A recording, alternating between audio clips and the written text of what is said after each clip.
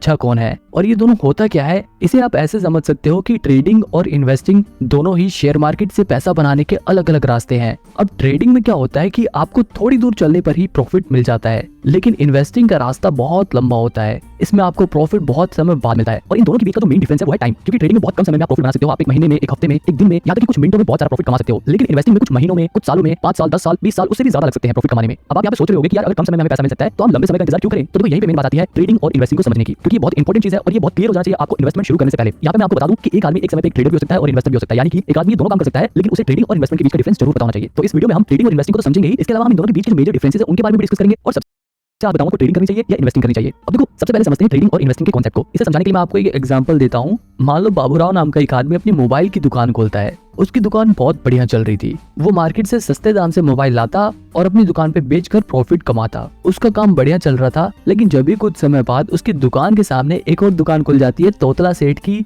और वो वही मोबाइल बाबूराव की दुकान से भी सस्ते दाम पर बेचने लग जाते हैं। मतलब कि बाबूराव जो फोन 10,000 में बेचते थे वही फोन तोतला सेठ 9,000 में बेचने लगा। अब क्योंकि तोतला सेठ की दुकान पर मोबाइल सस्ते मिल रहे हैं तो लोग बाबूराव की दुकान पर क्यों खरीदेंगे। अब क्योंकि भैया बाबूराव के पास कस्टमर तो आ नहीं रहे थे, इसलिए वो बस दिन भर टीवी पे न्यूज ही देखता रहता। सारे ग्राहक तोतला सेठ के पास जाने लगे थे। जब भी वो टीवी में न्यूज देखता है कि जिस ब्रांड का मोबाइल वो लोग बेचते हैं वो मोबाइल चिप की शॉर्टेज की वजह से बनना बंद हो गए हैं। अब यहाँ पर बाबूराव के दिमाग में आइडिया आता है, क्योंकि मोबाइल की डिमांड तो लोगों में बहुत ज्यादा है, लेकिन मैन्युफैक्चरिंग ना होने की वजह से अब उसकी सप्लाई बंद हो जाएगी। अब यहाँ पर देखो बाबूराव दो काम कर सकता है। पहला ऑप्शन ये है कि वो रोज सवेरे उठते ही सबसे पहले तोतला सेठ की दुकान पर जाकर उसके सारे फोन 9,000 में खरीद ले और उन्हें अपनी दुकान पर वापस 10,000 में बेचकर प्रॉफिट कमाए। दूसरा तरीका ये है कि वो रोज सवेरे तोतला सेठ की दुकान पर जाकर उसके सारे मोबाइल खरीद ले और उन्हें अपने वेयर हाउस में स्टोर करके रखे, उन्हें बेचे नहीं। इसी तरह वो कुछ महीने अपने पास उन फोन्स को स्टोर करके रखे और जैसे ही उस फोन का प्राइस मार्केट में बढ़ जाए और उसकी डिमांड मार्केट में बढ़ जाए वो उन फोन को 10,000 की जगह 12,000 में बेचकर ज्यादा प्रॉफिट कमाए।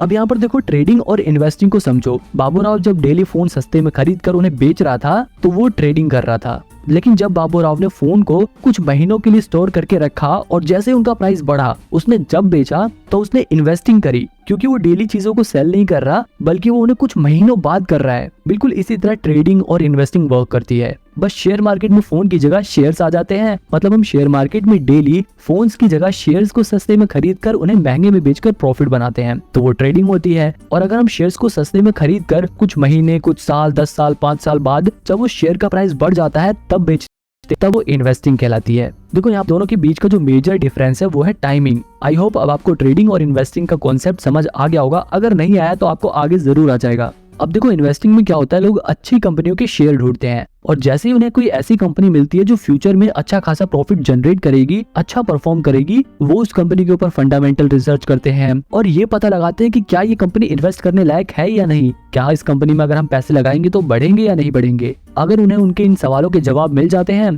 तो वो उस कंपनी में अपना पैसा लगा देते हैं और वो कंपनियां इन इन्वेस्टर्स के पैसों को लेकर अपने नए प्रोडक्ट लॉन्च करती हैं, अपने बिजनेस को और बड़ा करती हैं, नए एम्प्लॉइज को हायर करती हैं ताकि उनकी प्रोडक्शन बढ़ सके, ताकि वो लोग ज्यादा प्रोडक्ट्स को बना सके और ज्यादा चीजें बेचकर ज्यादा मुनाफा कमा सके। और जब उनको ज्यादा मुनाफा होता है तो वो अपने इन्वेस्टर को खुश करने के लिए उस मुनाफे में से थोड़ा थोड़ा हिस्सा दे देते हैं। इस छोटे छोटे हिस्से को ही डिविडेंड बोलते हैं, क्योंकि देखो इन्वेस्टर जो होता है वो लॉन्ग टर्म के लिए इन्वेस्ट करता है तो उसे आखिरी में जो रिवॉर्ड मिलता है वो तो मिलता ही है, लेकिन कंपनियां बीच बीच में थोड़ा थोड़ा डिविडेंड देकर, थोड़ा थोड़ा प्रॉफिट का हिस्सा देकर अपने इन्वेस्टर को खुश करती रहती हैं। मतलब एक इन्वेस्टर को लॉन्ग टर्म में तो बहुत ज्यादा प्रॉफिट होता ही है, लेकिन उसको बीच बीच में थोड़ा थोड़ा डिविडेंड भी मिलता रहता है जो उसके लिए एक अर्निंग का काम करती है। और मैं आपको बता दूं कि ऐसे बहुत सारे इन्वेस्टर हैं जिनकी सिर्फ डिविडेंड की कमाई लाखों करोड़ों में होती है।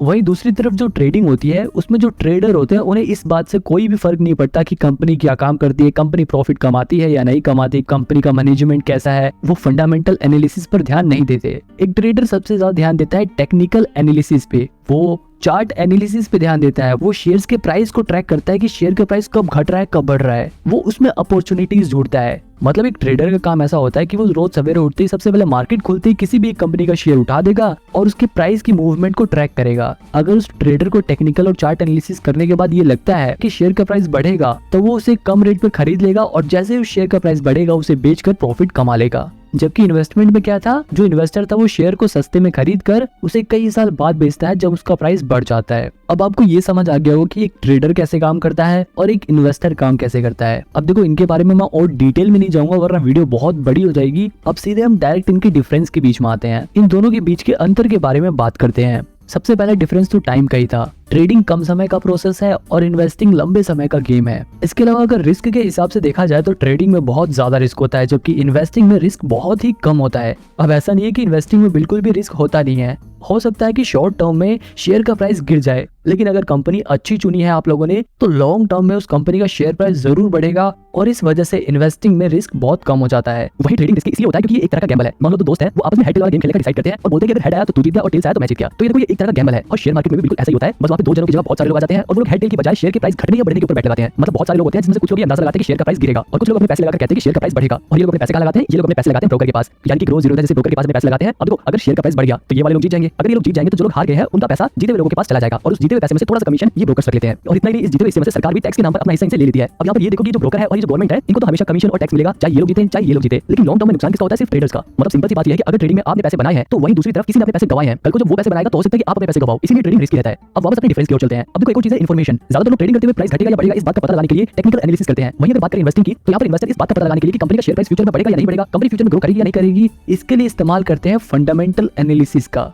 अब अगर आपको ये फंडामेंटल एनालिसिस सीखना है आप मेरी वाली वीडियो देख सकते हो, इसमें मैंने डिटेल में फंडामेंटल एनालिसिस को समझाया है। अब देखो एक और चीज है स्ट्रेस। जो ट्रेडिंग वाला बंदा होता है वो हमेशा स्ट्रेस में रहता है। अगर उसको प्रॉफिट हो गया तब तो वो पूरे दिन खुश रहेगा, लेकिन अगर उसको लॉस हो गया तो उसके दिमाग में पूरे दिन वही बात घूमती रहती है। ट्रेडिंग करते वक्त हर पल उसे बहुत टेंशन रहती है। अगर शेयर प्राइस गिर गया तो उसकी सांसें फूलने लगती हैं और जैसे ही शेयर प्राइस बढ़ने लग गया तो एकदम खुश होने लगता है। तो कहने का मतलब ये है कि ट्रेडिंग में बहुत ज्यादा स्ट्रेस रहता है जबकि इन्वेस्टिंग में स्ट्रेस बिल्कुल नहीं रहता, क्योंकि ये एक लॉन्ग टर्म प्रोसेस है। हो सकता है कुछ समय के लिए आपके शेयर प्राइस गिर जाए, लेकिन अगर आपने कंपनी अच्छी चुनी है तो फिर महीने बाद, एक साल बाद, कुछ साल बाद शेयर प्राइस जरूर बढ़ेगा और फ्यूचर में आपको प्रॉफिट होगा। अब देखो ट्रेडिंग वाला बंदा हरदम शेयर के बारे में देखता रहता है, लेकिन इन्वेस्टिंग वाला बंदा आराम से एक बार इन्वेस्ट कर देगा और फिर कुछ टाइम बाद अपना देखेगा इन्वेस्टमेंट, अच्छा हाँ मेरा शेयर प्राइस जितना बढ़ गया या इतना गिर गया, फिर दोबारा बंद कर लेगा क्योंकि उसे बेचना नहीं है, उसने लॉन्ग टर्म के लिए इन्वेस्ट कर रखा है। फिर कुछ समय बाद वो दोबारा से खोल के देखेगा कि हाँ भाई अब तो आज मेरे शेयर प्राइस बढ़ गए,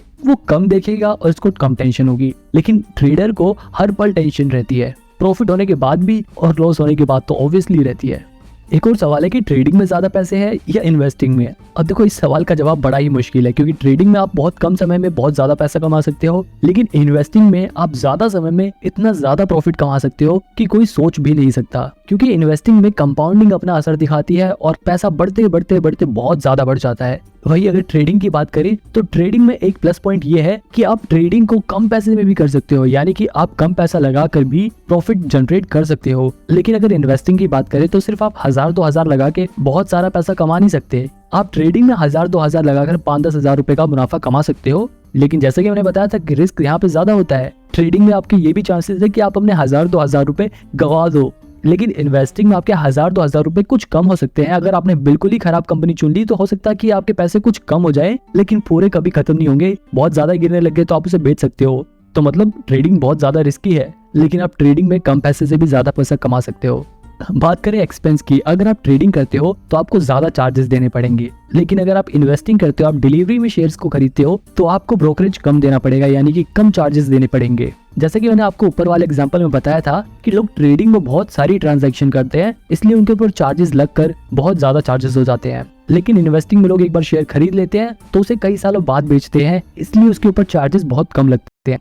अगर लर्निंग की बात करें कि आप लोग ट्रेडिंग जल्दी सीख सकते हो या इन्वेस्टिंग जल्दी सीख सकते हो, अब देखो ये दोनों ही बड़ी कॉम्प्लेक्स चीजें हैं, पर मेरा ऐसा मानना है कि इन्वेस्टिंग सीखना ज्यादा आसान है एज कम्पेयर टू ट्रेडिंग, क्योंकि ट्रेडिंग बहुत ही रिस्की है। ट्रेडिंग में जो प्रोफेशनल लोग होते हैं सिर्फ वही पैसा बना पाते हैं, और जो नए लोग होते हैं वो उनमें से 90% लोग अपना 90% पैसा 90 दिनों के अंदर गवा देते हैं। अब अगर ब्रोकरेज चार्जेस की बात करें तो चाहे ट्रेडिंग हो या इन्वेस्टिंग हो, दोनों में जो ब्रोकरेज चार्जेस होते हैं वो हर ब्रोकर अपने हिसाब से अलग-अलग चार्ज करता है। अगर बात करें ट्रेडिंग की तो यहाँ पर ब्रोकरेज चार्जेस 0.03% से लेकर मैक्सिमम 20 रुपीस पर ट्रांजैक्शन होता है ज्यादातर ब्रोकर्स का। इसके अलावा एमस्टॉक जैसे कुछ ब्रोकर तो ऐसे भी हैं जिनके पास 1000 रुपए से लेकर 2000 रुपए तक का प्लान होता है, जिन्हें खरीदने पर आपका लाइफ टाइम ब्रोकरेज चार्जेस नहीं लगेगा। लेकिन यहाँ पर ध्यान देने वाली बात यह है कि सिर्फ ब्रोकरेज चार्जेस नहीं लगेगा, इसी तरह अगर इन्वेस्टमेंट करते हो यानी कि डिलीवरी में शेयर्स को खरीदते हो तो वहां पर भी जो ब्रोकर चार्जेस होता है वो 0.003% से लेकर 20 रुपीस मैक्सिमम पर ट्रांजैक्शन होता है। हालांकि डिलीवरी में भी जीरो था, जैसे कुछ ब्रोकर ऐसे हैं जो 1 भी रुपए ब्रोकर चार्जेस नहीं लेते, लेकिन इन ब्रोकर्स के पास आपको लगभग 3-350 रुपए अकाउंट मेंटेनेंस चार्जेस देने होते हैं हर साल। ये सब तो ब्रोकर चार्जेस थे जो ब्रोकर्स चार्ज करते हैं, लेकिन इसके अलावा गवर्नमेंट भी प्रॉफिट में से टैक्स डिडक्ट करती है। अगर बात करें सिर्फ ट्रेडिंग की, तो ट्रेडिंग में जो प्रॉफिट होता है उस पर लगभग 28% टैक्स देना पड़ता है। वहीं अगर बात करें इन्वेस्टमेंट की, यानी कि अगर हमें लॉन्ग टर्म कैपिटल गेन होता है तो उस पर हमें 20% टैक्स देना पड़ता है। आप में से कुछ लोगों के दिमाग में डाउट होगा कि हम ट्रेडिंग या फिर इन्वेस्टमेंट कम से कम कितने रुपए से स्टार्ट कर सकते हैं। तो देखो, आप मिनिमम 100 रुपए से ट्रेडिंग और इन्वेस्टमेंट दोनों ही स्टार्ट कर सकते हो। ट्रेडिंग में अपना पैसा फ्यूचर ऑप्शंस में लगा सकते हो, इंट्राडे ट्रेडिंग में लगा सकते हो, इन्वेस्टिंग में आप डायरेक्ट कंपनी शेयर्स में पैसा लगा सकते हो या फिर म्यूचुअल फंड के जरिए इन्वेस्ट कर सकते हो। अब देखो, यहाँ पर एक और चीज तो ध्यान देने वाली है, अगर आप ट्रेडिंग करना चाहते हो, अगर आप फ्यूचर ऑप्शंस में इन्वेस्ट करना चाहते हो तो इसके लिए आपके पास इनकम स्टेटमेंट होना जरूरी है, जबकि ट्रेडिंग में आपको इनकम स्टेटमेंट की कोई जरूरत नहीं होती, बस आप अपना डीमैट अकाउंट खुलवाओ और इन्वेस्ट करना स्टार्ट कर दो। ट्रेडिंग अगर आपको निफ्टी में बड़ी क्वांटिटी ट्रेड करनी है तो here's how you can do it on the Groww terminal. मैंने 4500 क्वांटिटी एंटर की और मुझे इसे अलग अलग ऑर्डर्स में डिवाइड करने की जरूरत नहीं, एक ही क्लिक में पूरा ऑर्डर एग्जीक्यूट हो गया। तो आज ही ग्रो पर आइसबर्ग ऑर्डर्स इंस्टेंटली ट्रेड करो। Investment in securities market are subject to market risk. Read all the related documents carefully before investing.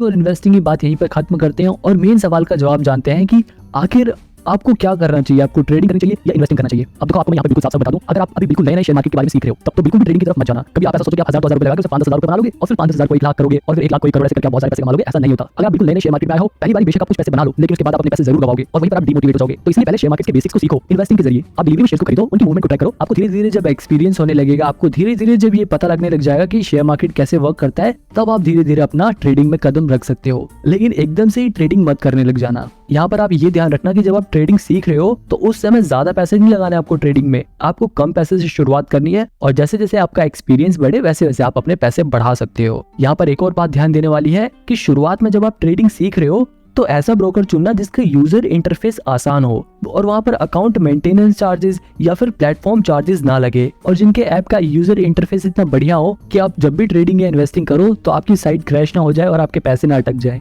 आप इसके लिए शुरुआत में एंजल वन जैसे ब्रोकर के जरिए ट्रेडिंग करना स्टार्ट कर सकते हो और अगर आपके पास थोड़े पैसे आ जाए तो आप जीरोधा, एंजल वन, अपस्टॉक में से किसी में भी डीमैट अकाउंट खोल के ट्रेडिंग स्टार्ट कर सकते हो। लेकिन आपको फिर भी सजेस्ट करूंगा कि आप ट्रेडिंग जब भी करना जब आप खुद के पैसे कमाने लग जाओ और अपने पैसे गंवाने का रिस्क ले सको, क्योंकि बहुत सारे लोग हैं जिन्होंने अपना पैसा गंवाया भी है। लेकिन आपको हमेशा पॉजिटिव साइड सोच के चलनी है, चाहे आप इन्वेस्टिंग करो चाहे ट्रेडिंग करो, आपको यकीन रखना है कि हां मैं प्रॉफिट अर्न कर सकता हूं। और अगर आप एक सैलरी पर्सन, आप हर महीने कमाते हो, आपका मेन मकसद सिर्फ अपने पैसों को भविष्य